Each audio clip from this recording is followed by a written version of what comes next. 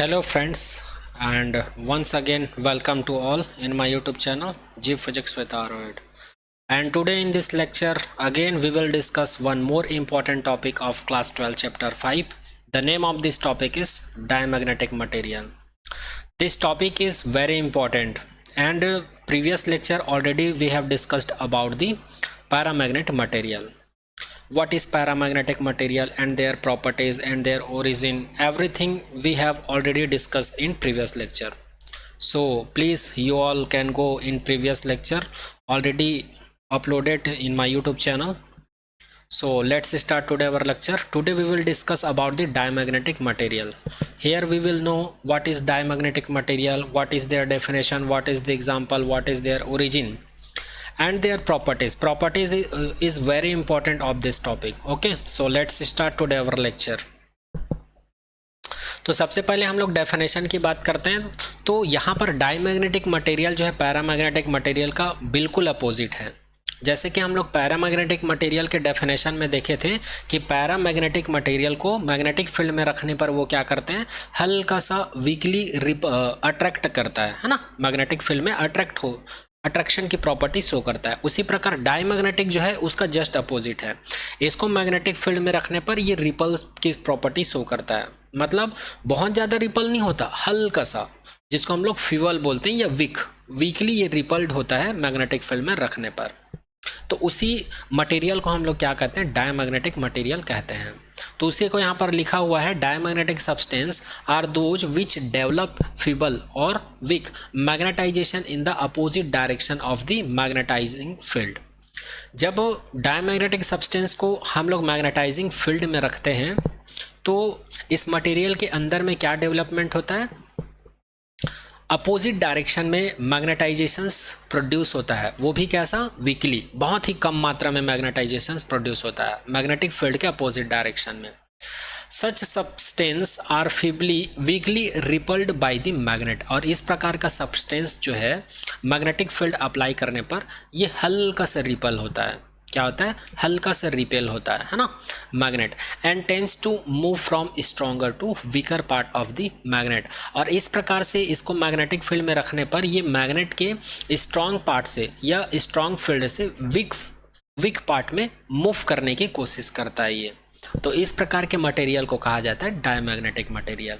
चलिए एग्जाम्पल की बात कर लेते हैं. तो जैसे कि बिस्मुथ हो गया, कॉपर हो गया, लीड हो गया, जिंक हो गया, tin, gold, silicon, nitrogen, water, sodium chloride. तो ये सभी क्या हैं, डायमैग्नेटिक मटेरियल के एग्जाम्पल होते हैं. अब चलिए हम लोग इसके ओरिजिन की बात करते हैं. जिस प्रकार हम लोग पैरामैग्नेटिक का ओरिजिन देखे थे, ओरिजिन बोलने का मतलब ये है जो पैरामैग्नेटिक मटेरियल है या कोई भी मटेरियल, जब हम लोग उसको जूम करके देखते हैं तो उसमें बहुत सारे एटम्स दिखाई देते हैं और उस एटम्स का इंडिविजुअल डाइपोल होता है, इलेक्ट्रॉन के मोशंस का डायरेक्शन होता है. तो ये सारा चीज़ हम लोग पैरामैग्नेटिक में देखे थे. उसी प्रकार डायमैग्नेटिक मटेरियल का भी अपना एक ओरिजिन होता है. और इस मटेरियल की एक प्रॉपर्टी ये है कि डायमैग्नेटिक मटेरियल्स में पेयर इलेक्ट्रॉन होते हैं. याद रखिएगा, डायमैग्नेटिक मटेरियल में क्या होता है, हमेशा पेयर इलेक्ट्रॉन पाया जाता है. जैसे कि हम लोग डायमैग्नेटिक मटेरियल को अगर जूम करके देखेंगे ना, तो इसमें हम लोग को 2 इलेक्ट्रॉन एक साथ दिखेंगे पेयर में. तो उसी पेयर इलेक्ट्रॉन का डायग्राम यहाँ पर शो किया गया है. इसी को कहा जाता है ओरिजिन ऑफ डायमैग्नेटिक, या इसी को इलेक्ट्रॉनिक थ्योरी फॉर डायमैग्नेटिक भी कहा जाता है. तो हम लोग कंसीडर कर लेते हैं कि डायमैग्नेटिक मटेरियल का 1 पेयर इलेक्ट्रॉन ले लिए हैं, जिसमें से ये फर्स्ट इलेक्ट्रॉन है, ये सेकंड इलेक्ट्रॉन है. हम लोग कंसीडर कर लेते हैं डायमैग्नेटिक मटेरियल का जो फर्स्ट इलेक्ट्रॉन है ये एंटी क्लॉकवाइज डायरेक्शन में मूव कर रहा है. तो एंटी क्लॉकवाइज डायरेक्शन में जब मूव कर रहा है तो इसकी लीनियर वेलोसिटी को हम लोग v कंसीडर कर लेते हैं, ये इलेक्ट्रॉन है, और इसका जो एंगुलर वेलोसिटी उसको ओमेगा कंसीडर कर लेते हैं. और हम लोग को पता है इलेक्ट्रॉन जिस डायरेक्शन में मूव करता है उसके अपोजिट डायरेक्शन में करंट प्रोड्यूस होता है. तो यहाँ पर इलेक्ट्रॉन जब एंटी क्लॉकवाइज डायरेक्शन में मूव करता है तो इसके अपोजिट डायरेक्शन यानी कि क्लॉकवाइज डायरेक्शन में हमको क्या मिलेगा, इलेक्ट्रिक करंट मिलेगा या इलेक्ट्रॉनिक करंट मिलेगा. और हम लोग ये भी देख चुके हैं कि जब किसी कॉइल में या किसी सर्कल में, सर्कुलर पाथ में जब हम लोग करंट फ्लो करवाते हैं तो करंट अगर क्लॉकवाइज डायरेक्शन में मूव करता है तो उसके जस्ट डाउन साइड में हम लोग को क्या मिलता है, मैग्नेटिक डाइपोल मिलता है. मैग्नेटिक डाइपोल मोमेंट, जिसको कैपिटल M से रिप्रेजेंट करते हैं. तो ये हो गया फर्स्ट इलेक्ट्रॉन की बात। और ये इलेक्ट्रॉन जिस ऑर्बिट में, जिस पाथ में फॉलो कर रहा है, उस पाथ का रेडियस हम लोग r कंसिडर कर लेते हैं। इसी प्रकार अगर मैं दूसरे इलेक्ट्रॉन्स की बात करूं, डायमैग्नेटिक मटेरियल्स के पेयर इलेक्ट्रॉन में से अगर मैं दूसरे इलेक्ट्रॉन की बात करूं तो कंसिडर कर लेते हैं इसमें जो इलेक्ट्रॉन है ये क्लॉकवाइज डायरेक्शन में लीनियर वेलोसिटी v वेलोसिटी से मूव कर रहा है, और इसकी एंगुलर वेलोसिटी हम लोग ओमेगा कंसिडर कर लेते हैं। और हम लोग को पता है इलेक्ट्रॉन के अपोजिट डायरेक्शन में करंट प्रोड्यूस होता है, तो हम लोग कंसिडर कर लेते हैं कि यहाँ पर जो करंट का डायरेक्शन होगा वो एंटी क्लॉकवाइज डायरेक्शन होगा। और करंट का डायरेक्शन एंटी क्लॉकवाइज होगा तो हम लोग ऑलरेडी पढ़ चुके हैं, एंटी क्लॉकवाइज डायरेक्शन में जब करंट मूव करता है तो हम लोग को जो मैग्नेटिक डायपोल मोमेंट का डायरेक्शन कहाँ मिलता है, अप डायरेक्शन में मिलता है या ऊपर की तरफ मिलता है। तो यहाँ पर कैपिटल वेक्टर एम जो है मैग्नेटिक डायपोल मोमेंट के डायरेक्शन को शो करता है। और अभी यहाँ पर जो हम लोग ओरिजिन देख रहे हैं डायमैग्नेटिक मटेरियल का, यहाँ पर हम लोग मैग्नेटिक फील्ड अप्लाई नहीं किए हैं, तब का कंडीशन है ये। अभी हम लोग मैग्नेटिक फील्ड अप्लाई नहीं किए हैं, तब का कंडीशन है। जब मैग्नेटिक फील्ड अप्लाई नहीं करते हैं डायमैग्नेटिक मटेरियल में, तब इसकी वेलोसिटी क्या होती है, v होता है, और मैग्नेटिक डायपोल मोमेंट क्या होता है, m होता है। लेकिन जैसे ही इसके ऊपर हम लोग मैग्नेटिक फील्ड अप्लाई कर देते हैं, उसके बाद इसके ओरिजिन पर क्या फ़र्क पड़ता है उसको आगे देखते हैं। चलिए आगे बात करते हैं। अब यहाँ पर हम लोग क्या कर दिए हैं, मैग्नेटिक फील्ड अप्लाई कर दिए हैं। मैग्नेटिक फील्ड अप्लाई किया मतलब मैग्नेटिक फील्ड का वैल्यू 0 नहीं है, नॉट इक्वल टू 0 है, या इसी को बोला जा सकता है प्रेजेंस ऑफ मैग्नेटिक फील्ड। तो जैसे ही हम लोग मैग्नेटिक फील्ड अप्लाई करते हैं तो पहले वाले इलेक्ट्रॉन के ऊपर क्या फ़र्क पड़ता है इसको देखते हैं। तो यहाँ पर इस डायग्राम के हेल्प से हम लोग देख सकते हैं मैग्नेटिक फील्ड को कैसे अप्लाई किए हैं। तो यहाँ पर ये जो देख पा रहे हैं ना, ये वाला B, ये हम लोग जो मैग्नेटिक फील्ड अप्लाई किए हैं उसका डायरेक्शन को शो कर रहा है। यहाँ भी वही मैग्नेटिक फील्ड है जो हम लोग अप्लाई किए हैं, उसकी डायरेक्शन को शो कर रहा है। अब इसमें क्या घटना घटित होता है उसको ध्यान से सुनिएगा। ये डायमैग्नेटिक मटेरियल की प्रॉपर्टीज़ है। जब हम लोग मैग्नेटिक फील्ड अप्लाई करते हैं तो उनमें जो पेयर में जो इलेक्ट्रॉन पाया जाता है, तो उसमें जो फर्स्ट इलेक्ट्रॉन जो कि एंटी क्लॉकवाइज डायरेक्शन में मूव कर रहा है, तो इसमें हम लोग का इलेक्ट्रॉन की वजह से जो करंट प्रोड्यूस होता है और जो मैग्नेटिक डायपोल मोमेंट मिलता है उसमें क्या हो जाता है, डिक्रीज हो जाता है। मैग्नेटिक डायपोल मोमेंट क्या हो जाता है, डिक्रीज हो जाता है, जो इलेक्ट्रॉन एंटी क्लॉकवाइज डायरेक्शन में मूव करता है। क्यों? क्योंकि इसकी वेलोसिटी भी डिक्रीज हो जाती है। अब मैंने यहाँ पर कहा कि पहले वाले इलेक्ट्रॉन जो एंटी क्लॉकवाइज डायरेक्शन में मूव कर रहा है उसकी वेलोसिटी कम हो जाती है। तो कितना कम हुआ तो हमको नहीं पता कितना कम हुआ, बट हमको पता है कि उसका वेलोसिटी कम हुआ, इसलिए जो चेंजेस हुए उसकी वेलोसिटी में उसको डेल वी कंसिडर कर लेते हैं। तो कितना कम हुआ वेलोसिटी में उसको निकालने के लिए हम लोग क्या करते हैं, जो टोटल वेलोसिटी है उसमें से जो वेलोसिटी चेंज हुआ उसको हम लोग सब्सट्रैक्ट कर देते हैं, तो हमको पता चल जाएगा कि इसका फाइनल वेलोसिटी कितना है। तो यहाँ पर इसका वेलोसिटी कितना कम हो जाता है, v माइनस डेल वी। इसी प्रकार डायपोल मोमेंट भी इसका डिक्रीज हो जाता है, और कितना डिक्रीज होता है, m minus del m decrease हो जाता है। और इस पर एक सेंट्रीपिटल फोर्स लगता है जिसको हम लोग FC से डिनोट करते हैं। और एक चीज़ और पता है, जब हम लोग करंट कैरिंग कंडक्टर के ऊपर जब मैग्नेटिक फील्ड अप्लाई करते हैं किसी सर्कुलर लूप के ऊपर, किसी सर्कुलर करंट लूप में जब हम लोग मैग्नेटिक फील्ड अप्लाई करते हैं तब हम लोग को क्या मिलता है, लॉरेंज फोर्स मिलता है। और लॉरेंज फोर्स का वैल्यू कितना होता है, F is equal to Q V cross B। जहाँ पर इस लॉरेंज फोर्स का जो डायरेक्शन है, लॉरेंज फोर्स का डायरेक्शन क्या होता है जी, जो वेलोसिटी का डायरेक्शन है और जो मैग्नेटिक फील्ड का डायरेक्शन है, इन दोनों के डायरेक्शन के परपेंडिकुलर डायरेक्शन में इस फोर्स का डायरेक्शन होता है। ये हम लोग पढ़ चुके हैं। लेकिन यहाँ पर इलेक्ट्रॉन के मोशंस की बात हो रही है, इसलिए Q के जगह पर मैं माइनस E लिख दूंगा। अब यहाँ पर ये क्रॉस होगा, सॉरी फॉर दैट, ये प्लस हो चुका है गलती से, है ना, यहाँ पर क्रॉस होगा, ठीक, यहाँ पर क्रॉस होगा। हाँ, तो चलिए मैं बात कर रहा था यहाँ पर, अब इलेक्ट्रॉन आ गया तो Q की जगह पर माइनस Q लिख दिए। अब यहाँ पर जो V क्रॉस P है, तो मैंने बोला था इस फोर्स का डायरेक्शन इन दोनों के परपेंडिकुलर होता है, बट यहाँ पर नेगेटिव आ गया है, तो परपेंडिकुलर होगा तो इस डायरेक्शन में जो हमारा ओरिजिनल डायरेक्शन था उसका अपोजिट होगा। फोर्स का डायरेक्शन क्या होगा, यहाँ पर अपोजिट होगा, क्योंकि यहाँ पर नेगेटिव आ गया। कैसे, उसको मैं बताता हूँ। चलिए अब यहाँ पर जो लॉरेंज फोर्स लग रहा है उसका डायरेक्शन देख लेते हैं हम लोग। आप लोग को ये तो पता चल गया होगा कि यहाँ पर एक फोर्स लग रहा है जो कि सेंट्रिपिटल फोर्स है, लेकिन इसके आउटसाइड ये लॉरेंज फोर्स लग रहा है एफ बी। तो ये कैसे लग रहा है? तो यहाँ पर हम लोग क्या करेंगे, थंब रूल का इस्तेमाल करेंगे। थंब रूल का इस्तेमाल करके करंट फ्लो होने की वजह से जो करंट फ्लो हो रहा है उसकी वजह से जो मैग्नेटिक फील्ड मिलता है उसको हम लोग निकाल लेते हैं। लेकिन यहाँ पर केवल मैग्नेटिक फील्ड और वेलोसिटी से मतलब है, तो वेलोसिटी का डायरेक्शन इधर है, जो मैग्नेटिक फील्ड अप्लाई किए हैं वो इसके परपेंडिकुलर है, तो वेलोसिटी और मैग्नेटिक फील्ड अप्लाई किए हैं उसके जस्ट परपेंडिकुलर में हमको क्या मिलेगा, ये लॉरेंज फोर्स मिलेगा।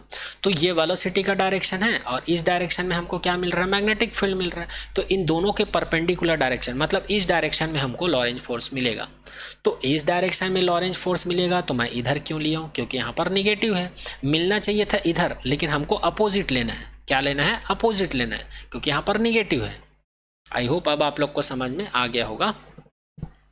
इसी प्रकार तो सेकेंड इलेक्ट्रॉन की अगर हम लोग बात करें तो इसका रोटेशन जो है क्लॉकवाइज डायरेक्शन में ऐसे घूम रहा है। तो जब ये क्लॉकवाइज डायरेक्शन में घूम रहा है तो इसके ऊपर एक सेंट्रिपिटल फोर्स लग रहा है जिसको एफसी से डिनोट किए हैं, और मैग्नेटिक फील्ड जो अप्लाई किए हैं वो इसके परपेंडिकुलर डायरेक्शन में, और इसका वेलोसिटी भी इसके परपेंडिकुलर में है। तो मैग्नेटिक फील्ड का डायरेक्शन ये वेलोसिटी के परपेंडिकुलर डायरेक्शन में होगा, और इन दोनों के परपेंडिकुलर डायरेक्शन में फोर्स का डायरेक्शन होगा, लॉरेंज फोर्स बोलते हैं। तो फोर्स का डायरेक्शन यहाँ पर क्या होगा, एफ बी होगा। बट यहाँ पर लॉरेंज फोर्स को यहाँ पर इन्वर्ट कंसीडर किया गया है, क्योंकि यहाँ पर नेगेटिव है। यहाँ पर फोर्स को, जो ओरिजिनल फोर्स हमको मिल रहा है उसके जस्ट अपोजिट डायरेक्शन में हमको लॉरेंज फोर्स का डायरेक्शन लेना है, जैसे कि ये फर्स्ट इलेक्ट्रॉन में लिए थे। फर्स्ट इलेक्ट्रॉन में हमको ये मैग्नेटिक फील्ड का डायरेक्शन था और ये वेलोसिटी का डायरेक्शन था, तो इनवर्ड डायरेक्शन में हमको लॉरेंज फोर्स मिल रहा था, लेकिन हम लोग कहाँ लिए, आउटवर्ड में लिए हैं। उसी प्रकार यहाँ पर वेलोसिटी का डायरेक्शन इधर है, मैग्नेटिक फील्ड का डायरेक्शन इसके परपेंडिकुलर में है, और इन दोनों के परपेंडिकुलर डायरेक्शन में हमको इनवर्ड डायरेक्शन में, आउटवर्ड डायरेक्शन में लॉरेंज फोर्स मिलेगा, लेकिन हम लोग इनवर्ड कंसीडर किए हैं क्योंकि यहाँ पर नेगेटिव है, अपोजिट डायरेक्शन में लेना है। आई होप अब आप लोग को ये समझ में आ गया होगा कि ये लॉरेंज फोर्स को हम लोग यहाँ पर कैसे अप्लाई किए हैं। और रेडियस तो है ही, ये रेडियस जो है इलेक्ट्रॉन के पाथ का रेडियस है ना। अब चलिए यहाँ पर हम लोग ये देख लेते हैं कि यहाँ पर जितना भी वेरिएबल यूज़ किए हैं वो वेरिएबल्स का नाम क्या है, वो पैरामीटर को क्या क्या कहते। तो यहाँ पर जो आर देख पा रहे हैं, यहाँ पर ये जो आर देख पा रहे हैं ये है रेडियस ऑफ ऑर्बिट। ओमेगा का मतलब है angular velocity of electron, v का मतलब है linear velocity of electron, p का मतलब है अप्लाइड फील्ड, आई का मतलब करेंट, वेक्टर कैपिटल एम का मतलब मैग्नेटिक मोमेंट, एफ सी का मतलब है सेंट्रिपिटल फोर्स, डेल वी का मतलब है change in velocity, del m का मतलब है change in magnetic moment, m minus del m का मतलब है decrease in magnetic moment, m plus del m का मतलब है increase in magnetic moment, v minus del v का मतलब है decrease in velocity, v plus del v का मतलब है increase in velocity, F B का मतलब है मैग्नेटिक फोर्स, या इसी को हम लोग लॉरेंज फोर्स कहते हैं। इसी को हम लोग क्या कहते हैं जी, लॉरेंज फोर्स कहते हैं। नेक्स्ट है एम नेट। अब यहाँ पर हम लोग क्या करेंगे, पहले वाले इलेक्ट्रॉन में इतना हम लोग को मैग्नेटिक मोमेंट मिल रहा था, दूसरे वाले इलेक्ट्रॉन में हम लोग को इतना मैग्नेटिक मोमेंट मिल रहा था। तो यहाँ पर इस पूरे जो डाई मैग्नेटिक मटेरियल है उसमें टोटल मैग्नेटिक मोमेंट हमको कितना मिलेगा। तो हम लोग क्या करते हैं, पहले वाले जो ये दूसरा वाला इलेक्ट्रॉन का मैग्नेटिक मोमेंट था m plus del m, plus दूसरे वाले इलेक्ट्रॉन का जो मैग्नेटिक मोमेंट था एम माइनस डेल एम, और दोनों का डायरेक्शन अपोजिट था इसलिए यहाँ पर माइनस लगा दिए हैं। तो यहाँ पर हमको क्या मिलेगा, नेट मैग्नेटिक मोमेंट कितना मिल जाएगा, m plus del m minus m plus del m. तो यहाँ पर एम और एम कैंसिल आउट हो जाएगा, तो हम लोग को मिलेगा नेट मैग्नेटिक मोमेंट कितना मिलेगा, 2 डेल एम। मतलब मैग्नेटिक मोमेंट में मैग्नेटिक फील्ड अप्लाई करने से जो चेंज हो रहा है उसका डबल मिलेगा, मतलब जो जितना चेंज हो रहा है उसका दोगुना मिलेगा जो नेट मैग्नेटिक मोमेंट है वो। ठीक है, अब चलिए आगे बात करते हैं। अब आगे हम लोग कंक्लूजन की बात करते हैं, है ना। चलिए, तो यहाँ पर हम लोग पहले वाले इलेक्ट्रॉन के लिए कुछ ऐसा रिलेशन देख रहे थे और दूसरे वाले इलेक्ट्रॉन के लिए कुछ ऐसा रिलेशन देख रहे थे। तो यहाँ पर Fc का वैल्यू, इस वाले सिचुएशन में Fc का वैल्यू क्या होता है, डिक्रीज होता है। अब ये डिक्रीज क्यों हो रहा है, क्योंकि यहाँ पर लॉरेंज फोर्स का डायरेक्शन इस डायरेक्शन में है और सेंट्रिपिटल फोर्स का डायरेक्शन इधर है। तो ये सेंट्रिपिटल फोर्स को बैलेंस करने का काम कौन कर रहा है, मैग्नेटिक फोर्स या लॉरेंज फोर्स, है ना। तो इसलिए यहाँ पर हम लोग बोल सकते हैं Fc का वैल्यू यहाँ पर डिक्रीज हो रहा है। और हम लोग को सेंट्रिपिटल फोर्स का फॉर्मूला पता है, सेंट्रिपिटल फोर्स का फॉर्मूला होता है Fc = mv²/r। जब यहाँ पर Fc का वैल्यू डिक्रीज होगा मतलब जाहिर सी बात है वेलोसिटी डिक्रीज होगा। जब यहाँ पर Fc का वैल्यू डिक्रीज होगा तो जाहिर सी बात है वेलोसिटी भी डिक्रीज होगा। इससे पहले वाले डायग्राम में मैं बोला भी था कि वेलोसिटी वहाँ पर डिक्रीज होता है। और जब वेलोसिटी डिक्रीज हो रहा है तो यहाँ पर करंट का वैल्यू भी क्या होगा, डिक्रीज होगा। अब करंट का वैल्यू डिक्रीज,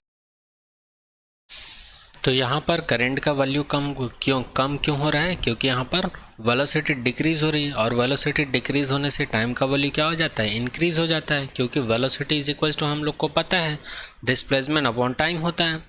तो यहाँ पर टाइम, वेलोसिटी का वैल्यू कम हो रहा है मतलब टाइम का वैल्यू इंक्रीज होगा। और जब टाइम का वैल्यू इंक्रीज होगा तो करंट का वैल्यू भी क्या होगा जी, डिक्रीज होगा। इसलिए यहाँ पर करंट का वैल्यू भी डिक्रीज हो रहा है। अब यहाँ पर मैग्नेटिक फील्ड का वैल्यू भी कम हो रहा है। अब जाहिर सी बात है जो करंट लूप है उसमें करंट का मैग्नीट्यूड अगर कम होगा तो मैग्नेटिक फील्ड तो जाहिर सी बात है वो कम हो गई, क्योंकि ये जो है इलेक्ट्रॉन के मोशन के ऊपर, इलेक्ट्रॉन की वेलोसिटी के ऊपर डिपेंड कर रहा है। जितनी ज़्यादा इलेक्ट्रॉन के पास वेलोसिटी होगी उतना ही ज़्यादा करंट प्रोड्यूस होगा, और जितना ज़्यादा करंट प्रोड्यूस होगा उतना ही ज़्यादा मैग्नेटिक फील्ड प्रोड्यूस होगा। लेकिन यहाँ पर तो करंट भी डिक्रीज हो रहा है, इसलिए मैग्नेटिक फील्ड भी क्या होगा, डिक्रीज होगा। हम लोग किस वाले इलेक्ट्रॉन की बात कर रहे हैं, पहले वाले इलेक्ट्रॉन की बात कर रहे हैं, जो कि कौन से डायरेक्शन में मूव कर रहा है, एंटी क्लॉकवाइज डायरेक्शन में मूव कर रहा है। अब यदि इसका करंट का वैल्यू कम हो रहा है, वेलोसिटी का वैल्यू कम हो रहा है, तो जाहिर सी बात है इसका मैग्नेटिक डायपोल मोमेंट भी कम होगा। यहाँ पर सेंट्रिपिटल फोर्स में डिक्रीज होने की वजह से वेलोसिटी में जो डिक्रीज हो रहा है, इस वजह से इसका मैग्नेटिक डायपोल मोमेंट भी क्या होगा, कम होगा। क्योंकि जितना ज़्यादा वेलोसिटी होगा उतना ही मैग्नेटिक डायपोल प्रोड्यूस होगा, और जितना ज़्यादा करंट होगा उतना ही ज़्यादा मैग्नेटिक डायपोल होगा। तो यहाँ पर करंट का भी वैल्यू कम हो रहा है। और मैग्नेटिक डायपोल मोमेंट किस चीज़ के ऊपर डिपेंड करता है, नंबर ऑफ टर्म्स के ऊपर, करंट के ऊपर और क्रॉस सेक्शन एरिया के ऊपर डिपेंड करता है। तो यहाँ पर करंट का वैल्यू डिक्रीज हो रहा है मतलब इसका भी वैल्यू डिक्रीज होगा। ठीक है, तो यहाँ पर हम लोग फाइनली बोल सकते हैं कि जो एंटी क्लॉकवाइज डायरेक्शन में जो इलेक्ट्रॉन मूव कर रहा है, जो फर्स्ट इलेक्ट्रॉन है, इसका मैग्नेटिक फील्ड का मैग्नीट्यूड क्या होगा, डिक्रीज होगा। अब चलिए इसके बारे में बात करते हैं।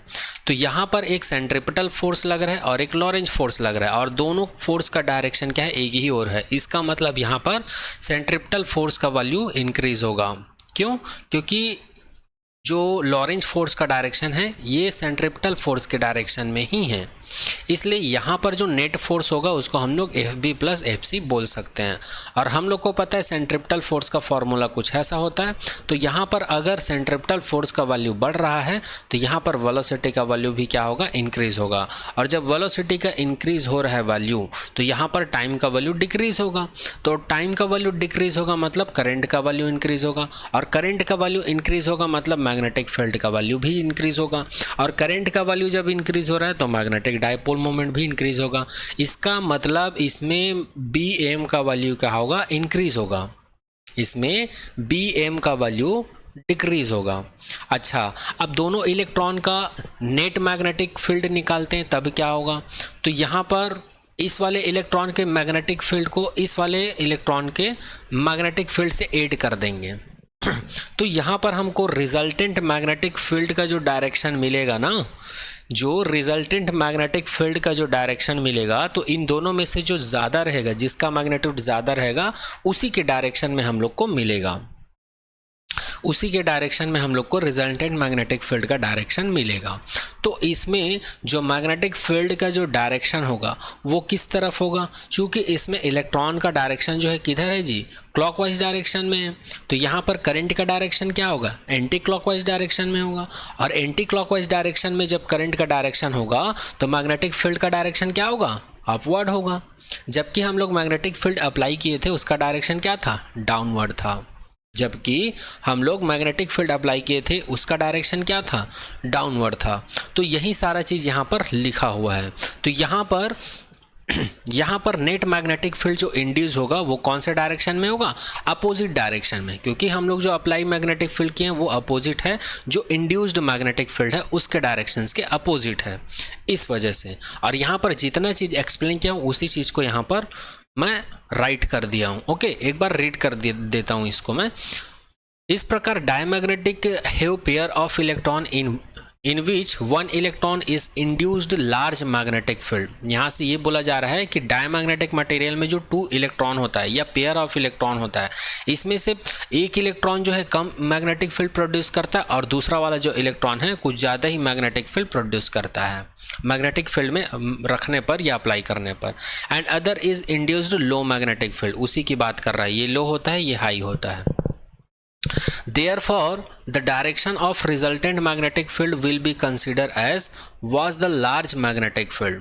इस प्रकार से जो इसका डायरेक्शन है, जो दोनों का रिजल्टेंट निकालने के बाद जो रिजल्टेंट मैग्नेटिक फील्ड का जो वैल्यू मिलेगा उसके डायरेक्शन को वही डायरेक्शन कंसिडर किया जाएगा जिसका डायरेक्शन जिस मैग्नेटिक फील्ड का डायरेक्शन मैक्सिमम था। और इन दोनों में लार्ज मैग्नेटिक फील्ड किसका था, इसका था।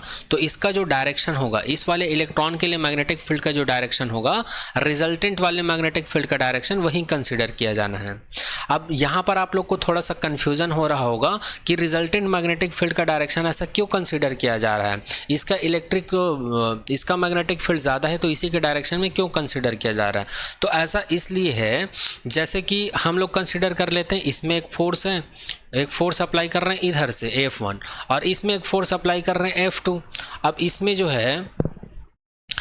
है F2 का वैल्यू ज़्यादा है F1 के कंपैरिजन में, तो इस बॉडी का डिस्प्लेसमेंट किधर होगा, इधर होगा ना, मतलब लेफ्ट साइड में F2 से F1 की ओर होगा, है ना। तो वही कॉन्सेप्ट लगा हुआ है।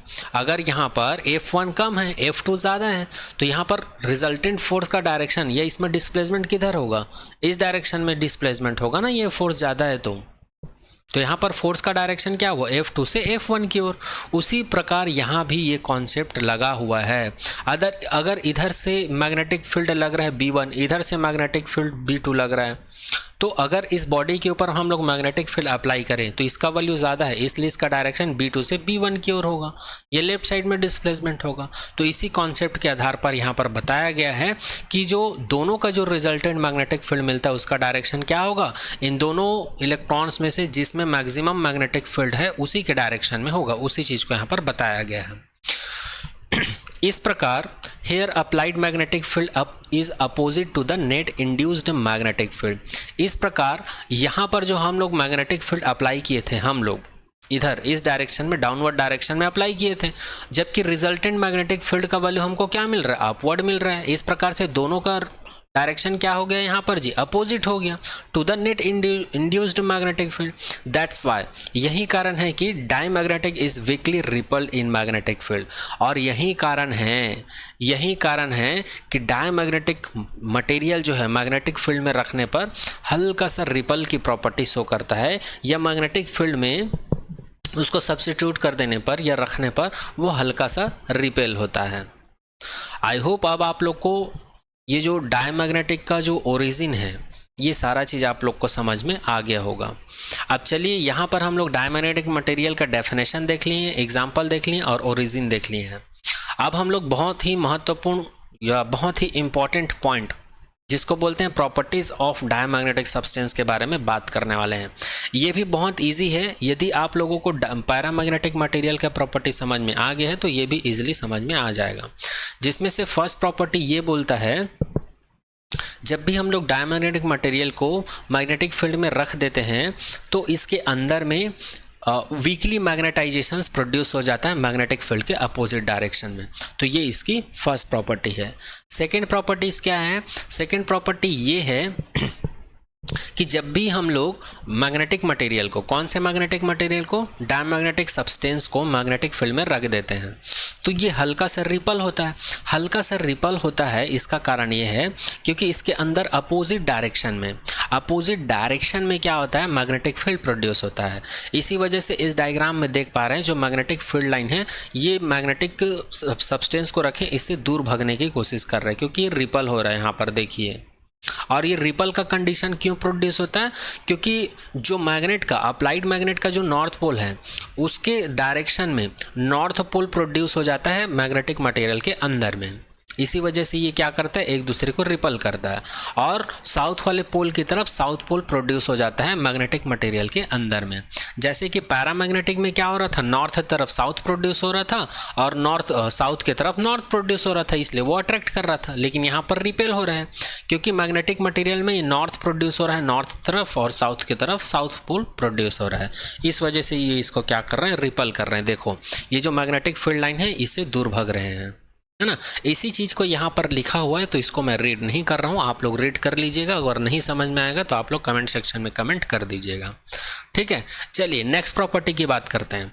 नेक्स्ट प्रॉपर्टी में क्या बोला गया है, जैसे कि हम लोग पैरामैग्नेटिक में देख चुके थे कि किसी भी लिक्विड फॉर्म पैरामैग्नेटिक को जब हम लोग मैग्नेटिक फील्ड में रखते थे तो वो कहाँ से कहाँ शिफ्ट होता था, वीक मैग्नेटिक फील्ड से स्ट्रॉन्ग मैग्नेटिक फील्ड में शिफ्ट होता था। लेकिन यहाँ जस्ट उल्टा है।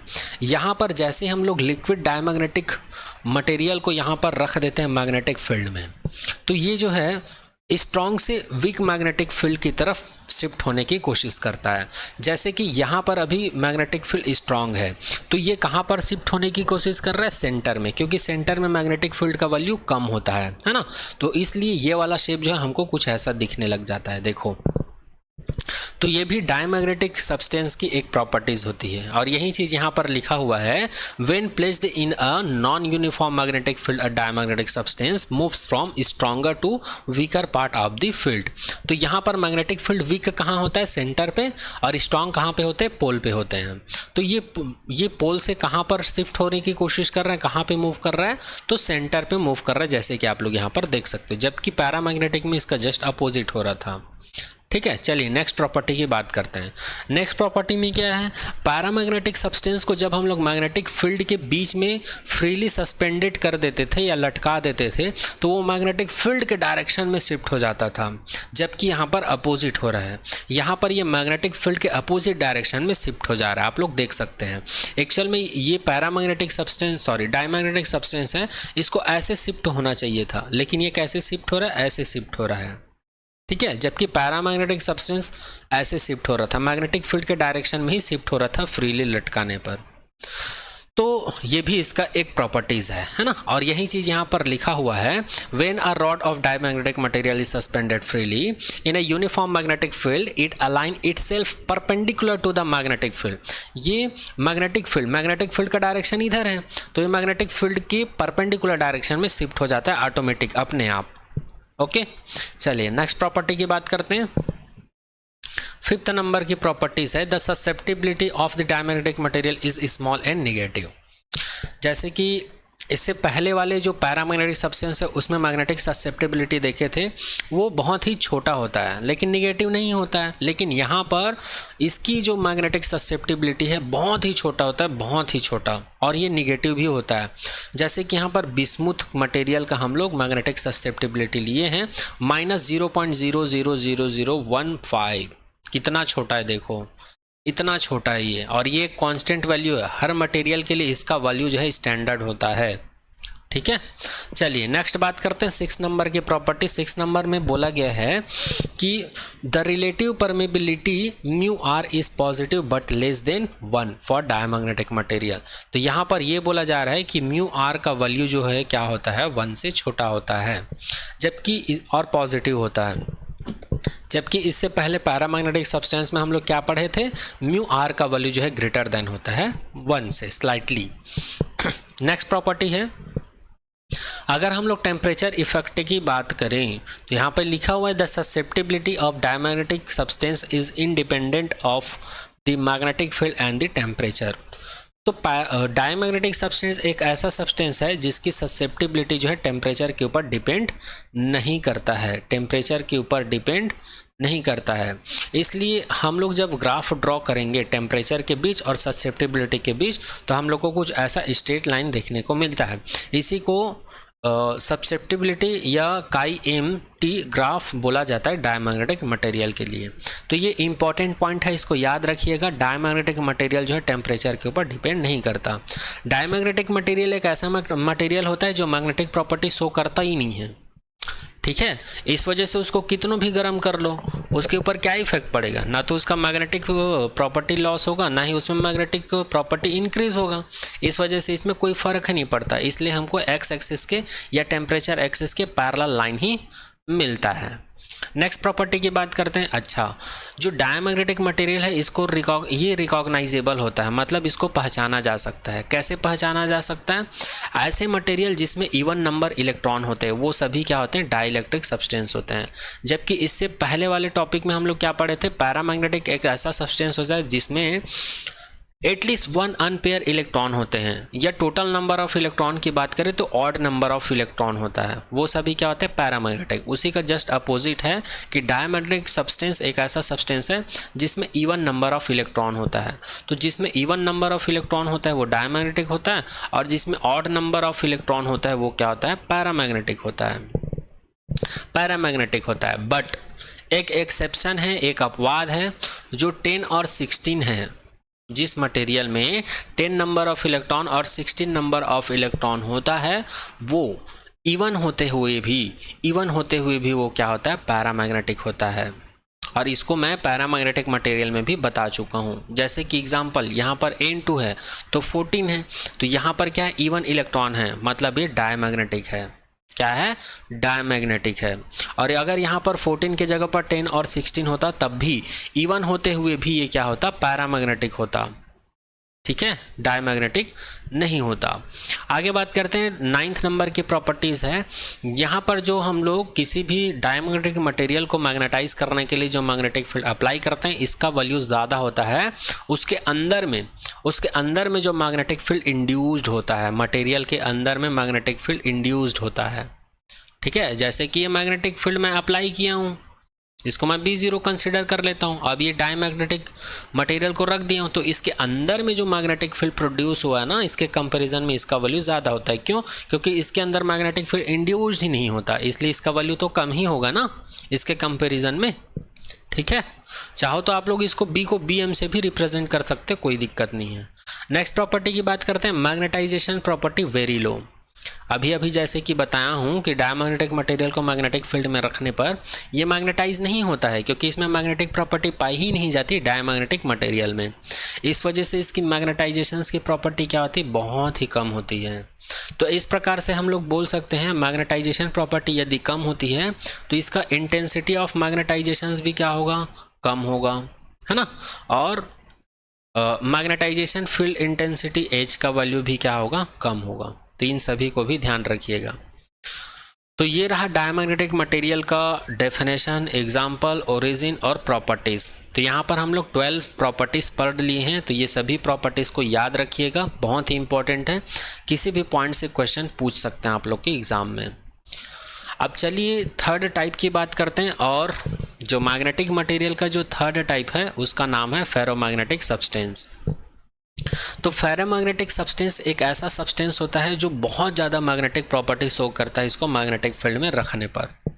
क्योंकि इसको मैग्नेटिक फील्ड में जैसे ही रखते हैं इस टाइप के सब्सटेंस को, तो उस सब्सटेंस के अंदर में बहुत ही स्ट्रॉन्ग मैग्नेटिक फील्ड इंड्यूस्ड हो जाता है। तो उसी सब्सटेंस को हम लोग क्या कहते हैं? फेरोमैग्नेटिक सब्सटेंस कहते हैं, ठीक है। और वही चीज़ यहाँ पर लिखा हुआ है। चलिए सबसे पहले इसका डेफिनेशन देख लेते हैं। Ferromagnetic substance are those which develop strong magnetisation in the direction of the magnetic field.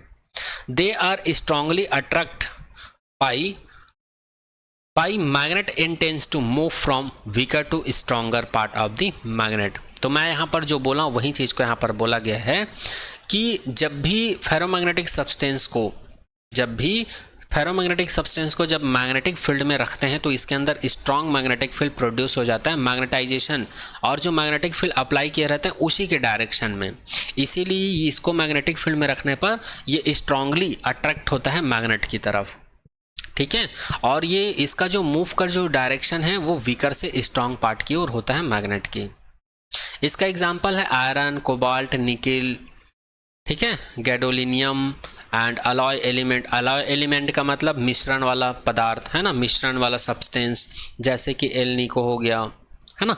तो ये सभी क्या है, फेरोमैग्नेटिक सब्सटेंस है। क्यों? क्योंकि इनको मैग्नेटिक फील्ड में रखने पर ये बहुत ही जल्दी मैग्नेटाइज हो जाते हैं और मैग्नेटिक फील्ड में रखने पर ये स्ट्रांगली अट्रैक्ट होते हैं। और किधर से किधर अट्रैक्ट होते हैं? वीक से स्ट्रांग की ओर, है ना। नेक्स्ट बात करते हैं इसकी ओरिजिन। अच्छा, जैसे पैरामैग्नेटिक को जूम करके देखने पर हम लोग को एटम्स और डाइपोल दिख रहा था, ठीक है। डायमैग्नेटिक मटेरियल को जूम करने पर हम लोग को एटम और उसका डाइपोल दिख रहा था जिसमें पेयर इलेक्ट्रॉन पाया जा रहा था। उसी प्रकार फेरोमैग्नेटिक सब्सटेंस का भी ओरिजिन होता है। तो उसी के बारे में हम लोग बात करने वाले हैं कि फेरोमैग्नेटिक मटेरियल को जब हम लोग जूम करके देखते हैं तो इसका एटम का अरेंजमेंट कैसे रहता है, डाइपोल का अरेंजमेंट कैसे रहता है, उन्हीं सब चीज़ों के बारे में यहाँ पे बात करने वाले हैं। तो चलिए देखते हैं। यहाँ पर लिखा हुआ है vice explained ferromagnetism on the basis of domain theory. अच्छा, यहाँ पर एक वर्ड आ गया है डोमेन थ्योरी। एक साइंटिस्ट थे जिनका नाम था वाइस।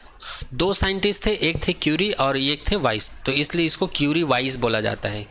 वाइस जो है क्यूरी, मैडम क्यूरी का उनके हस्बैंड थे ये, है ना। तो इन्होंने ही इसको एक्सप्लेन किया था फेरोमैग्नेटिक को। और फेरोमैग्नेटिक को एक्सप्लेन करने के लिए इन्होंने कौन से थ्योरी का यूज़ किया था? डोमेन थ्योरी का यूज़ किया था। कौन से थ्योरी का यूज़ किया था? डोमेन थ्योरी का। तो ये डोमेन होता क्या है उसको आगे बात करेंगे हम लोग, है ना।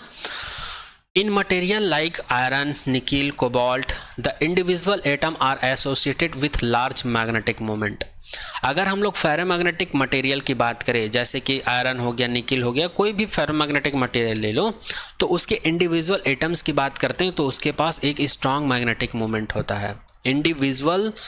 इंडिविजुअल वो क्या रखते हैं? फेरोमैग्नेटिक मटेरियल्स के एटम्स जो हैं लार्ज मैग्नेटिक मोमेंट रखते हैं। और डोमेन क्या होता है यहाँ पर? तो इसको याद रखिएगा, कभी कभी 1 मार्क्स 2 मार्क्स में पूछ दिया जाता है कि डोमेन क्या होता है ना। तो डोमेन क्या होता है? यहाँ पे लिखा हुआ है the magnetic moment of neighbouring atom interact with each other and align themselves in spontaneously in a common direction over microscopic region called domain। तो डोमेन क्या होता है? डोमेन का मतलब आप लोग आसान शब्दों में समझ सकते हो, ये एक क्षेत्र होता है या एक रीजन होता है। कैसा रीजन होता है?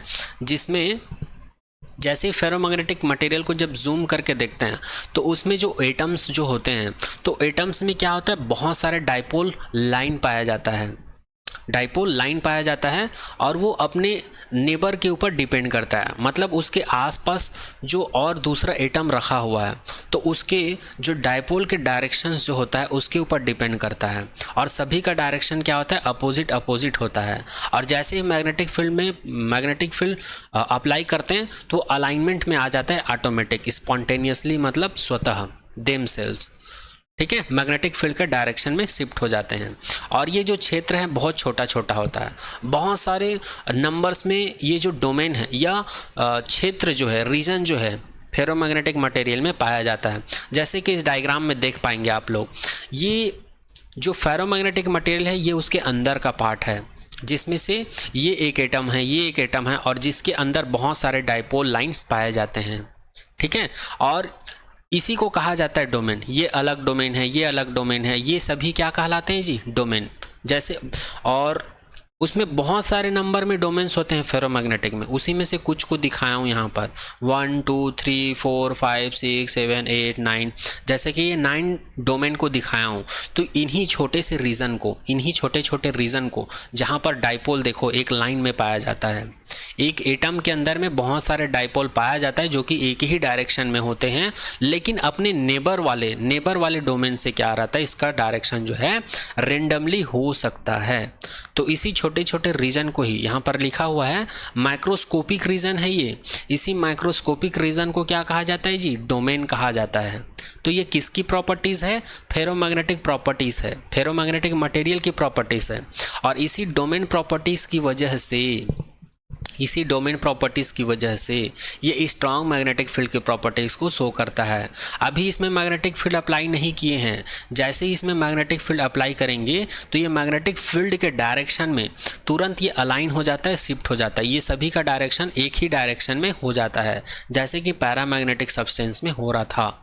सभी डाइपोल का, सभी एटम्स का जो डाइपोल है वो रेंडमली रहता था, लेकिन मैग्नेटिक फील्ड अप्लाई करने पर एक ही लाइन में शिफ्ट हो जाता था। वैसे ही ये भी एक ही लाइन में शिफ्ट हो जाता है, लेकिन इसका रीज़न जो है वहीं रहता है, ये डोमेन के फॉर्म में ही रहता है। तो इस चीज़ को याद रखिएगा। तो आई होप अब आप लोग को समझ में आ गया होगा कि डोमेन क्या होता है। तो डोमेन एक माइक्रोस्कोपिक रीजन होता है जिसके अंदर में एटम्स के पास बहुत सारे डाइपोल मूवमेंट रहते हैं, और वो सभी जो है इंडिविजुअल एटम्स की बात करें तो उसमें जो डाइपोल का जो डायरेक्शन है वो एक ही लाइन में रहते हैं। बट हम लोग नेबरिंग रीजन की बात करें तो उसमें रैंडम होता है इसके डाइपोल का जो डायरेक्शन होता है, और वही चीज़ यहाँ पर लिखा हुआ है। और अगर यहाँ पर हम लोग इंडिविजुअल डोमेन या रीजन की डाइपोल मोमेंट की बात करें तो ये होता है नॉट इक्वल टू 0 होता है। मतलब यहाँ पर कुछ ना कुछ इसका डाइपोल मोमेंट होता है, ये स्ट्रांग होता है। इसका डाइपोल मोमेंट क्या होता है? स्ट्रांग होता है, ठीक है। बट यदि हम लोग नेट मैग्नेटिक मोमेंट की बात करें, नेट मैग्नेटिक मोमेंट मतलब इस वाले डोमेन का डायरेक्शन, डाइपोल का डायरेक्शन इधर है, इस वाले डोमेन का मैग्नेटिक डाइपोल का डायरेक्शन इधर है, तो ये जिग जैग है। तो ये एक दूसरे के मैग्नेटिक डाइपोल मोमेंट को क्या कर देते हैं? कैंसिल आउट कर देते हैं। इसलिए नेट मैग्नेटिक डाइपोल मोमेंट हमको क्या मिलता है? यहाँ पर 0 मिलता है। एक बार और रिपीट कर देता हूँ, यदि आप लोग को एग्जाम में पूछा जाए कि फेरोमैग्नेटिक सब्सटेंस में इंडिविजुअल एटम या फिर इंडिविजुअल रीजन डोमेन के लिए मैग्नेटिक डाइपोल मोमेंट का वैल्यू क्या होता है, तो बोल देना स्ट्रांग होता है, या फिर नॉट इक्वल टू 0 होता है। क्यों? क्योंकि प्रत्येक डोमेन में, ईच डोमेन में जो डाइपोल का जो डायरेक्शन होता है वो एक ही डायरेक्शन में अलाइन फॉर्म में पाया जाता है, इस वजह से।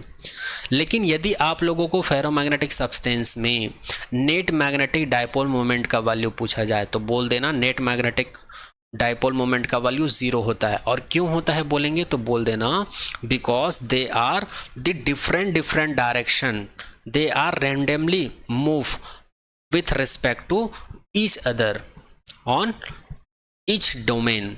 मतलब प्रत्येक डोमेन में सभी का डाइपोल का डायरेक्शन रैंडमली है या अलग अलग है। That's why they are cancel out to each other. इसलिए ये सभी के एक दूसरे के मैग्नेटिक मोमेंट को क्या कर रहे हैं? कैंसिल आउट कर रहे हैं। इस वजह से नेट मैग्नेटिक डाइपोल मोमेंट क्या होगा? यहाँ पर 0 होगा, ठीक है। तो ये रहा मैग्नेटिक फील्ड जब अप्लाई नहीं करते, एब्सेंस ऑफ मैग्नेटिक फील्ड की बात। अब हम लोग मैग्नेटिक फील्ड अप्लाई कर देते हैं, तब देखते हैं क्या होता है। अच्छा, एक इंपॉर्टेंट पॉइंट लिखा हुआ यहाँ पर, इसको याद रखिएगा। प्रत्येक डोमेन में each domain has typical size of about 1 mm। यहाँ पर जो डोमेन मैं दिखाया गया हूँ आप लोग को बड़ा बड़ा दिख रहा होगा, लेकिन एक्चुअल में अगर हम लोग ओरिजिनली देखें तो इसका जो साइज़ है 1 mm होता है। 1 mm मतलब सोच लो कितना छोटा होता है, 1 mm होता है। और 1 mm के अंदर में कितना एटम कंटेन करता है? ये 10 की पावर 11 एटम होता है। जैसे कि ये एक ओरिजिन है, इसी ओरिजिन को डोमेन कहते हैं। तो इसका साइज कितना होगा? इसका साइज लगभग 1 mm होगा। और इसके अंदर में कितने सारे एटम होंगे? लगभग 10 के पावर 11 एटम्स होंगे। देखो कितने सारे एटम्स हैं, और इतने एटम्स हैं तो सभी एटम्स का अपना एक इंडिविजुअल डाइपोल मोमेंट होता है, और सभी का डाइपोल मोमेंट जो है एक डोमेन के अंदर में सेम डायरेक्शन में होता है। इसीलिए इंडिविजुअल डोमेन में मैग्नेटिक डाइपोल मोमेंट का डायरेक्शन स्ट्रांग होता है। ओके, चलिए आगे बात करते हैं। अब हम लोग क्या करेंगे? फेरोमैग्नेटिक मटेरियल में क्या करेंगे? मैग्नेटिक फील्ड अप्लाई करेंगे। क्या करेंगे? मैग्नेटिक फील्ड अप्लाई करेंगे। तब इसमें क्या होगा उसको देखते हैं। तो यहाँ पर इसको हम लोग 3 सिचुएशंस में डिफाइंड करेंगे। तो यहाँ पर फर्स्ट सिचुएशन है अनमैग्नेटाइज्ड सैंपल। अनमैग्नेटाइज्ड सैंपल, अगर मैं इसमें से इंडिविजुअल एक डोमेन को उठाकर देखूं और इसको अभी मैं मैग्नेटाइज नहीं किया हूं, तो उस सिचुएशंस में ये मुझे रेंडमली ऐसे दिखेगा। किसी का डायरेक्शन इधर होगा, किसी का इधर, किसी का इधर, किसी का इधर। अब हम लोग सेकंड सिचुएशन में क्या करते हैं, अभी यहाँ पर मैग्नेटिक फील्ड अप्लाई नहीं किया हूँ इसलिए B0 इज इक्वल टू 0 है। अब मैं इसमें थोड़ा सा मैग्नेटिक फील्ड अप्लाई कर देता हूँ, वीक मैग्नेटिक फील्ड अप्लाई कर देता हूँ, ठीक है। तो यहाँ पर डोमेन जो है, ये डोमेन जो है शिफ्ट होने लगता है। देखो ये वाला डोमेन जो है इस तरफ शिफ्ट होने लगा, ये वाला डोमेन जो है इस तरफ शिफ्ट होने लगा, ये जो है इस तरफ शिफ्ट होने लगा। तो magnetization by growing of domain, ठीक है। तो यहाँ पर वीक मैग्नेटिक फील्ड अप्लाई करते ही इसमें डोमेन जो है डिस्प्लेस होना स्टार्ट हो गया है। अब मैं क्या करता हूँ, इसी मैग्नेटिक फील्ड को स्ट्रॉन्ग कर देता हूँ, मतलब इस फेरोमैग्नेटिक मटेरियल में स्ट्रॉन्ग मैग्नेटिक फील्ड अप्लाई कर देता हूँ। तो इसका जो डोमेन जो है एक ही डायरेक्शन में रोटेट करके एक ही डायरेक्शन में शिफ्ट हो जाता है। Magnetization by rotation of domain, जैसे कि इसमें बहुत सारे डोमेन देख पा रहे हैं, जैसे इसमें स्ट्रॉन्ग मैग्नेटिक फील्ड अप्लाई करता हूँ, इसका डायरेक्शन इधर, इसका डायरेक्शन इधर, इसका भी डायरेक्शन रोटेट होके इधर हो जाता है। मतलब ये मैग्नेटिक फील्ड के डायरेक्शन में ही शिफ्ट हो जाता है। सभी डोमेन का जो डायपोल मोमेंट है एक ही डायरेक्शन में शिफ्ट हो जाता है, जैसे कि इस डायग्राम में आप लोग देख पा रहे हैं। और यही वजह है, यही कारण है कि फेरोमैग्नेटिक सब्सटेंस जो है स्ट्रॉन्ग मैग्नेटिक फील्ड प्रोड्यूस करता है, इंड्यूस्ड करता है अपने खुद के अंदर, ठीक है। तो इसी डायग्राम को क्या कहा जाता है, मैग्नेटाइजेशन ऑफ फेरोमैग्नेटिक सैंपल, ठीक है। और जब मैग्नेटिक फील्ड अप्लाई नहीं करते तो इसका जो फेस है ऐसा दिखता है, ठीक है।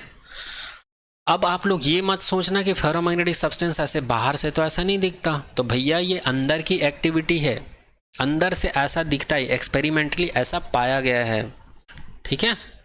चलिए आगे बात करते हैं। तो ये हो गई ओरिजिन की बात, किसकी ओरिजिन की बात, फेरोमैग्नेटिक सब्सटेंस की। अब बात करते हैं modified curies law for ferromagnetic substance. अब हम लोग बात करेंगे क्यूरीज लॉ की, किसके लिए, फेरोमैग्नेटिक सब्सटेंस के लिए। तो यहाँ पर लिखा हुआ है the temperature at which a ferromagnetic substance becomes paramagnetic called Curie temperature और क्यूरी पॉइंट। जो फेरोमैग्नेटिक सब्सटेंस होता है, जब हम लोग इसके टेम्परेचर को इंक्रीज करते जाते हैं तो एक टेम्परेचर ऐसा आता है कि फेरोमैग्नेटिक मटेरियल जो है पैरामैग्नेटिक मटेरियल की तरह बिहेव करने लगता है, तो जिस टेम्परेचर पर फेरोमैग्नेटिक पैरामैग्नेटिक की तरफ बिहेव करने लगे, उसी टेम्परेचर को हम लोग क्या कहते हैं, क्यूरी टेम्परेचर कहते हैं। क्या कहते हैं, क्यूरी टेम्परेचर या क्यूरी पॉइंट कहते हैं। और इसको किसने डिफाइन किया था, क्यूरी नाम की साइंटिस्ट थी, उन्होंने इसको डिफाइन किया था, इसलिए इसको क्यूरीज लॉ कहा जाता है फेरोमैग्नेटिक सब्सटेंस के लिए। और इन्होंने एक रिलेशन भी दिया था, चूँकि हम लोग पैरामैग्नेटिक सब्सटेंस के लिए काई m is equals to C/T निकाले थे, तो इसी को उन्होंने मॉडिफाई करके ये वाला रिलेशन दे दिया, chi m is equals to C/T - TC, ये रिलेशन दे दिया। तो इस रिलेशंस को क्या कहा जाता है, फेरोमैग्नेटिक सब्सटेंस के लिए क्यूरीज लॉ कहा जाता है, और इस वाले रिलेशंस को पैरामैग्नेटिक सब्सटेंस के लिए क्यूरीज लॉ कहा जाता है। और एक चीज़ और याद रखिएगा, यहाँ पर जो टेम्परेचर होता है, जो ओरिजिनल टेम्परेचर होता है जो हम लोग अप्लाई किए हैं, उसका वैल्यू जो है क्यूरी टेम्परेचर से ज़्यादा होता है, ठीक है। यहाँ पर कैपिटल की क्या है, अप्लाइड टेम्परेचर है, जो हमारे द्वारा फेरोमैग्नेटिक सब्सटेंस को के ऊपर जो अप्लाइड टेम्परेचर है वो टेम्परेचर है कैपिटल T। और TC क्या है, एक स्पेसिफिक टेम्परेचर है। TC क्या है, स्पेसिफिक टेम्परेचर या पॉइंट है जिस पर फेरोमैग्नेटिक पैरामैग्नेटिक की तरह बिहेव करने लगता है।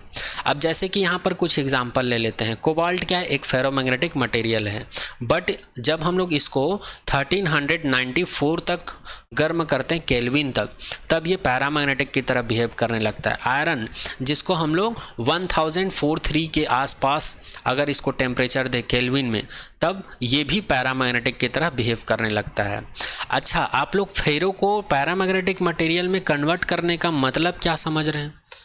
ऐसा इसलिए होता है क्योंकि फेरोमैग्नेटिक मटेरियल के पास सबसे ज़्यादा मैग्नेटिक प्रॉपर्टी होती है, सबसे ज़्यादा मैग्नेटाइज होती है, बट टेम्परेचर इसको जैसे जैसे देते हैं ना, तो इसका मैग्नेटिक प्रॉपर्टी जो है ख़त्म होते जाता है, धीरे धीरे ख़त्म होते जाता है, इसीलिए पैरामैग्नेटिक सब्सटेंस की तरह बिहेव करता है।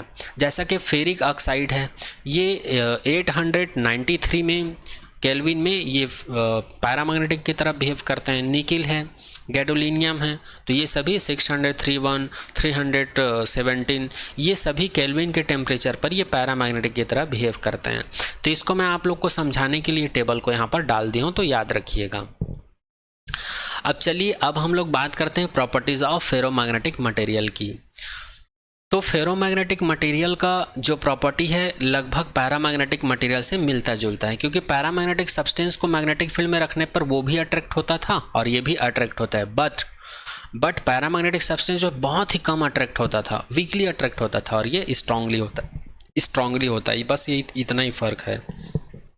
तो चलिए इसके भी प्रॉपर्टीज़ के बारे में जान लेते हैं। तो फर्स्ट प्रॉपर्टी में यहाँ पर बोला जा रहा है कि किसी भी फेरोमैग्नेटिक सब्सटेंस को फर्स्ट प्रॉपर्टी में यहाँ पर बोला जा रहा है कि फेरोमैग्नेटिक सब्सटेंस जो है पैरामैग्नेटिक सब्सटेंस की तरह ही बिहेव शो करता है। अट्रैक्शन की प्रॉपर्टीज़ की बात किया जा रहा है यहाँ पर, लेकिन दोनों में मैं डिफरेंस बता दिया हूँ ना। फेरोमैग्नेटिक जो है स्ट्रांगली अट्रैक्ट होता है मैग्नेटिक फील्ड में रखने पर, और पैरामैग्नेटिक जो है वीकली अट्रैक्ट होता है।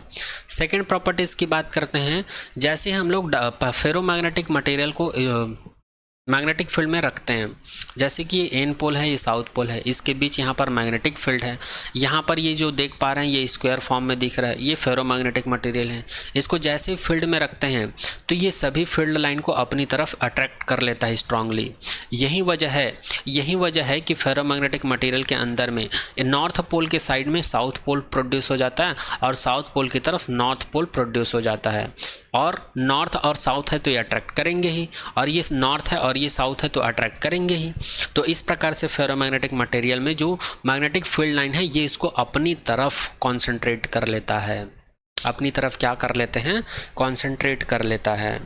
और यहीं से एक और रिजल्ट निकाल सकते हैं, क्योंकि फेरोमैग्नेटिक के मटेरियल के डेफिनेशन में ही बोल चुके हैं कि मटेरियल के अंदर में स्ट्रॉन्ग मैग्नेटिक इंड्यूस्ड होता है। इसका मतलब यहाँ पर स्ट्रॉन्ग जो मैग्नेटिक फील्ड इंड्यूस होता है बी का वैल्यू ग्रेटर देन होगा B0 से। जो हम लोग मैग्नेटिक फील्ड अप्लाई किए हैं ना, इसके कंपैरिजन में इस मटेरियल के अंदर में जो मैग्नेटिक फील्ड इंड्यूस होगा उसका वैल्यू यहाँ पर ग्रेटर देन होगा, ये बोला जा रहा है। इसी को यहाँ पर बोला गया है highly concentrated line of force in a magnetic ferromagnetic rod. चलिए थर्ड प्रॉपर्टीज के बारे में बात करते हैं। When a ferromagnetic substance is placed in non uniform magnetic field it moves from weaker to stronger parts of the field.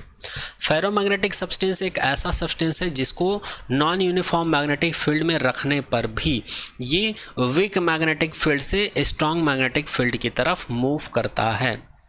अब weak magnetic field से कहाँ मूव करता है? स्ट्रॉन्ग मैग्नेटिक फील्ड की तरफ मूव करता है, जैसे कि पैरामैग्नेटिक सब्सटेंस में हम लोग देख चुके हैं। चलिए फोर्थ नंबर के पॉइंट के बारे में बात करते हैं। When a rod of ferromagnetic material is suspended freely in a uniform magnetic field it quickly align itself parallel to the magnetic field. जिस प्रकार पैरामैग्नेटिक मटेरियल को हम लोग फ्रीली सस्पेंडेड कर देते थे तो वो मैग्नेटिक फील्ड के डायरेक्शन में ही शिफ्ट हो जाता था, पैरेलल अलाइन।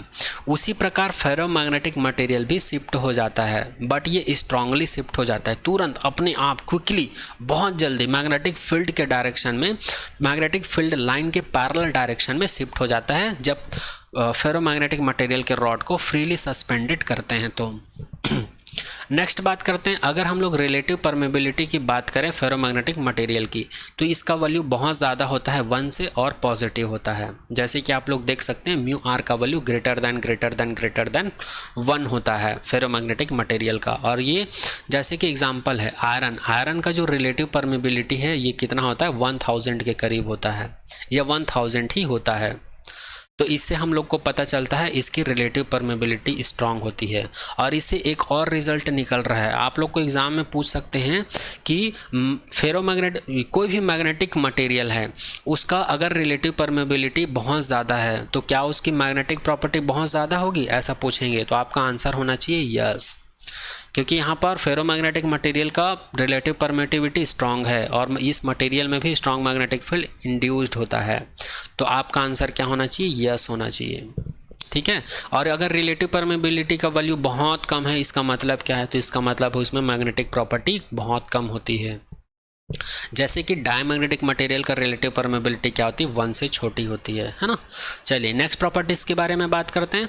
अगर हम लोग मैग्नेटिक ससेप्टिबिलिटी की बात करें तो इसका वैल्यू भी लार्ज होता है और पॉजिटिव होता है। इसका भी वैल्यू क्या होता है, लार्ज होता है और पॉजिटिव होता है। क्यों? क्योंकि हम लोग को पता है काई एम का वैल्यू जो है क्या होता है, रेशियो के इक्वल होता है किसके, intensity of magnetization and magnetization field intensity के। और याद रखिएगा यहाँ पर जो इंटेंसिटी ऑफ मैग्नेटाइजेशन है इसका वैल्यू ग्रेटर देन होता है मैग्नेटाइजेशन फील्ड इंटेंसिटी से। मैग्नेटाइजेशन फील्ड इंटेंसिटी से इसका वैल्यू कम क्यों होता है, क्योंकि फेरोमैग्नेटिक मटेरियल जो है बहुत ज़्यादा मैग्नेटाइज हो जाता है थोड़े से ही मैग्नेटिक फील्ड अप्लाई करने पर, है ना। चलिए नेक्स्ट बात करते हैं 7 पॉइंट की।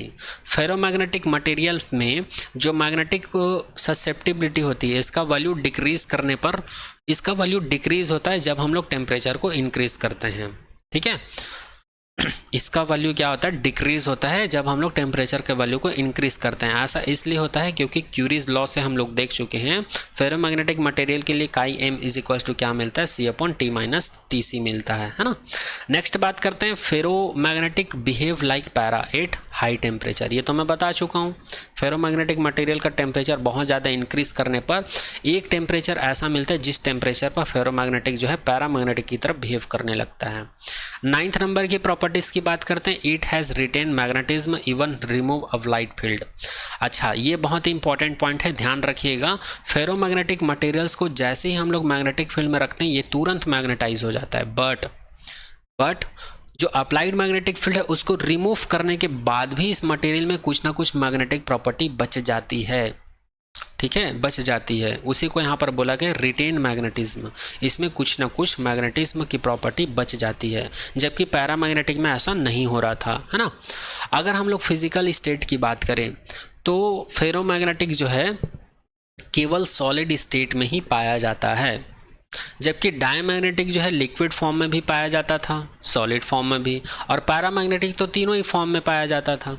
और डायमैग्नेटिक भी, वो भी लिक्विड फॉर्म में ही पाया जाता था, सॉलिड फॉर्म में भी मिलता है, लेकिन फेरोमैग्नेटिक जो है केवल सॉलिड फॉर्म में ही पाया जाता है। नेक्स्ट बात करते हैं 11th नंबर की प्रॉपर्टीज। हिस्टेरिसिस प्रॉपर्टी शो करता है।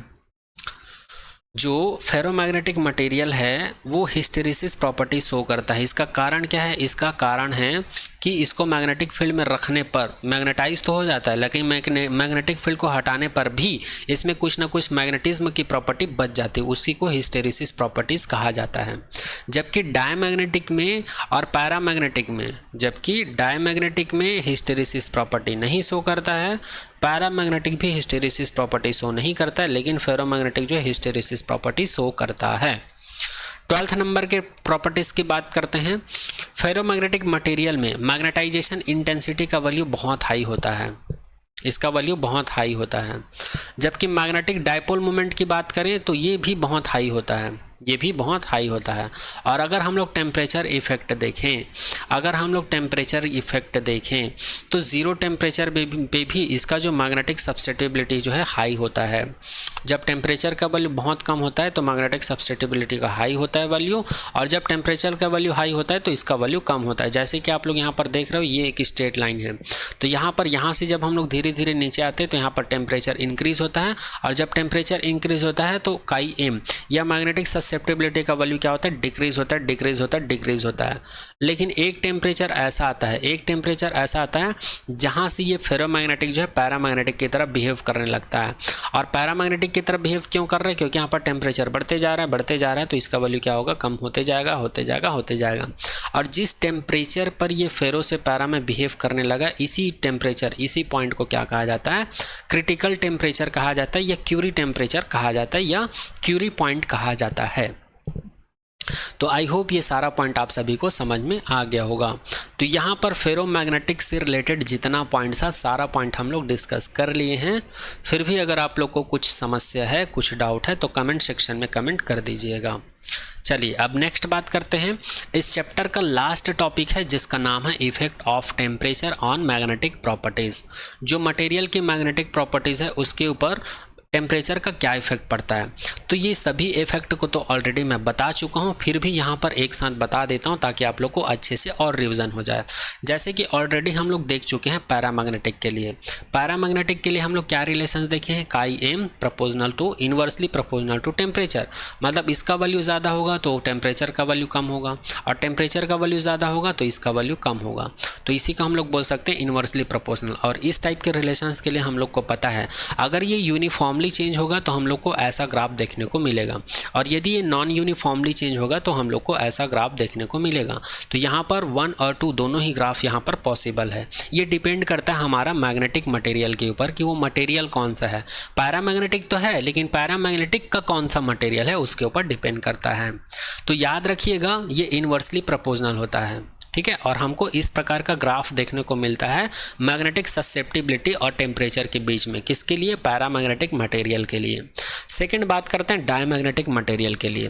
तो इसमें तो ऑलरेडी बता चुका हूँ कि जो मैग्नेटिक ससेप्टिबिलिटी है ये टेम्परेचर के ऊपर डिपेंड ही नहीं करता, इंडिपेंडेंट होता है। तो इसलिए यहाँ पर टेम्परेचर को आप कितनों भी इंक्रीज़ कर लो, मैग्नेटिक ससेप्टिबिलिटी का वैल्यू कॉन्स्टेंट ही रहेगा। जैसे कि यहाँ पर हर एक टेम्परेचर के लिए, मिनिमम टेम्परेचर के लिए, मीडियम टेम्परेचर के लिए, हाई टेम्परेचर के लिए, तीनों ही केस में हमको यहीं पर मिल रहा है इसका वैल्यू, ठीक है। तो डायमैग्नेटिक मटेरियल जो है टेम्परेचर के ऊपर डिपेंड नहीं करता है। अगर हम लोग फेरोमैग्नेटिक मटेरियल्स की बात करें तो इसके लिए काई एम का या मैग्नेटिक ससेप्टिबिलिटी का रिलेशन हम लोग को कुछ इस प्रकार मिलता है। मतलब यहाँ पर भी काई एम का वैल्यू डिक्रीज होता है जब टेम्परेचर का वैल्यू बढ़ता है। जैसे कि टेम्परेचर का वैल्यू यहाँ पर 0 है तो काई एम का वैल्यू मैक्सिमम है, लगभग यहाँ पर है इसका वैल्यू। लेकिन टेम्परेचर को जैसे जैसे इंक्रीज करते हैं तो यहाँ पर काई एम या मैग्नेटिक ससेप्टिबिलिटी जो है वैल्यू जो है कम होते जाता है, किसका, फेरोमैग्नेटिक मटेरियल का। और टेम्परेचर को जब बढ़ाते जाते हैं तो एक टेम्परेचर हमको ऐसा मिलता है जहाँ से फेरोमैग्नेटिक मटेरियल जो है पैरामैग्नेटिक की तरफ बिहेव करने लगता है, और इसी टेम्परेचर को क्यूरी टेम्परेचर बोलते हैं या क्यूरी पॉइंट बोलते हैं। तो यहाँ पर टेम्परेचर इफेक्ट भी ख़त्म होता है मैग्नेटिक प्रॉपर्टीज़ का या मैग्नेटिक मटेरियल का। तो आई होप ये सारा पॉइंट भी आप लोग को समझ में आया होगा। इन सभी प्रॉपर्टीज़ को, तीनों ग्राफ को ऑलरेडी हम लोग पैरा, डाई और फेरो में देख चुके थे, लेकिन यहाँ पर देख रहे हैं तो तीनों में कंपेयर करते बन रहे हैं हमको, और तीनों ही एक साथ समझ में आ रहा है कि टेम्परेचर का क्या इफेक्ट होता है मैग्नेटिक मटेरियल के ऊपर, डाई, पैरा और फेरो के ऊपर। ओके, तो यहाँ पर आप लोग का चैप्टर 5 का थ्योरी पोर्शन जो है पूरा कंप्लीट होता है। आई होप आप लोगों को चैप्टर 5 का सारा लेक्चर और सारा थ्योरी टॉपिक आप लोग को समझ में आया होगा। ओके, तो मिलते हैं आने वाले नेक्स्ट लेक्चर में एक नए टॉपिक और एक नए चैप्टर के साथ में। तो आज के लेक्चर में यहीं तक। Thank you so much to all.